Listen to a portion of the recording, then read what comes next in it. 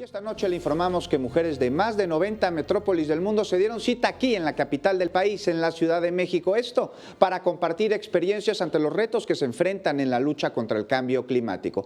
¿Cuáles son estos retos? Acompáñenos, esta es la información. La lucha contra el cambio climático en el mundo requiere del liderazgo de las mujeres y las líneas de políticas públicas que se generen en el mundo.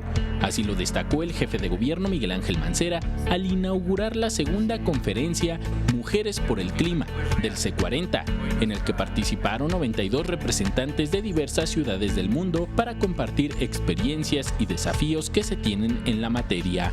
Estoy seguro y tengo la certeza que el futuro que queremos se construye y se debe construir con el liderazgo de las mujeres. Esto tendrá, por supuesto, una repercusión, estoy seguro, de carácter mundial y estaremos alcanzando logros importantísimos generacionales.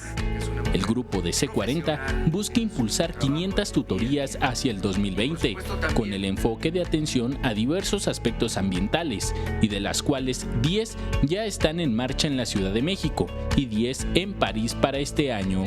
Desde el Museo Interactivo de Economía, la secretaria ejecutiva de la Convención Marco de Naciones Unidas sobre el Cambio Climático, Patricia Espinosa, destacó la forma en la que en la Ciudad de México se ha cambiado el uso del automóvil por el de la bicicleta como medio de transporte.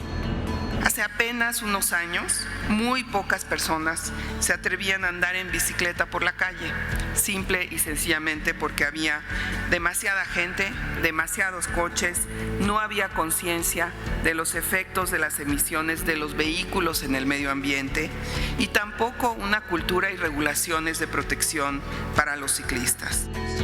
En el marco de la conferencia, el jefe de gobierno y la alcaldesa de Montreal, Canadá, Valérie Plante, refrendaron los convenios de colaboración firmados en 2016, con el objetivo de construir una estrecha relación de cooperación y perseguir los objetivos de crecimiento y desarrollo de la capital mexicana y de Montreal.